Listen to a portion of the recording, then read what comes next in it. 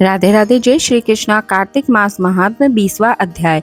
धर्मदत्त बोला, कार्तिक मास में तीर्थ, दान, व्रत, नियम आदि करने से समस्त पाप दूर हो जाते हैं, परंतु प्रेत योनि में रहने के कारण उन पर तेरा अधिकार नहीं है।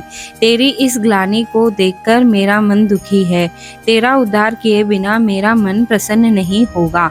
3 प्रेत योनियों को देने वाले तेरा यह पाप बड़ा उग्र है। थोड़े पुण्यों से यह समाप्त नहीं होगा। प्रेत योनि बड़ी निंदित है, और अतः इस जन्म में मैंने जो कार्तिक का व्रत किया है, इसके पुण्य के आधे फल से तू उत्तम गति को प्राप्त हो।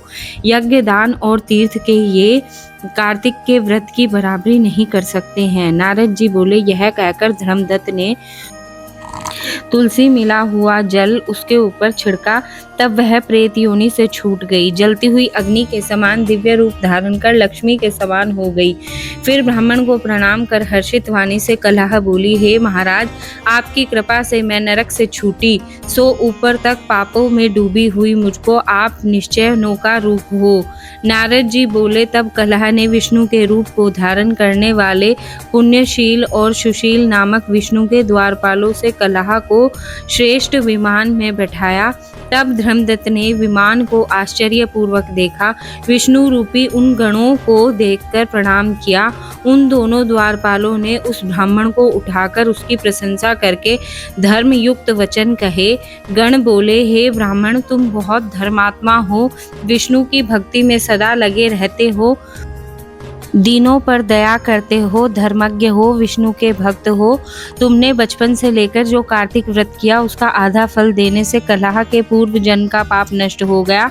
तुम्हारा स्नान के फल देने से इसके 100 जन्मों के पाप मिटे, और हरि जागरण आदि करने से इसे विमान मिला, जहाँ नाना प्रकार के भोग हैं। ऐसे बैकुंठ को जा रही है।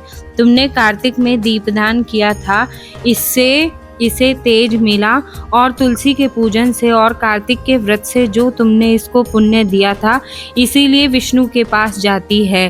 तुम भी इस जन्म के अंत में स्त्रियों सहित बैकुंठ को जाओगे।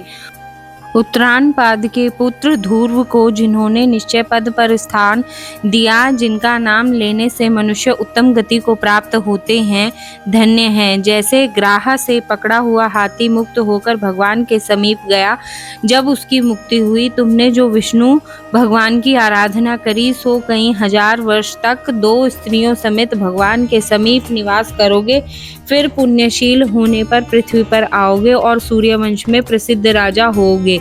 ये दोनों स्त्रियां तुम्हारी पत्नी होंगी, और कलह आधे पुण्य की अधिकारिणी यह तीसरी स्त्री होगी। वहां भी विष्णु भगवान आपके समीप रहेंगे और तुम्हारे पुत्र होकर देवताओं का कार्य करेंगे। हे विप्रेंद्र, तू धन्य है जो तुमने विष्णु भगवान के प्रसन्न करने वाला व्रत किया है। इति श्री कार्तिक मास महात्म्य 20वां अध्याय समाप्त। श्रीमन नारायण नारायण नारायण, श्रीमन नारायण नारायण नारायण।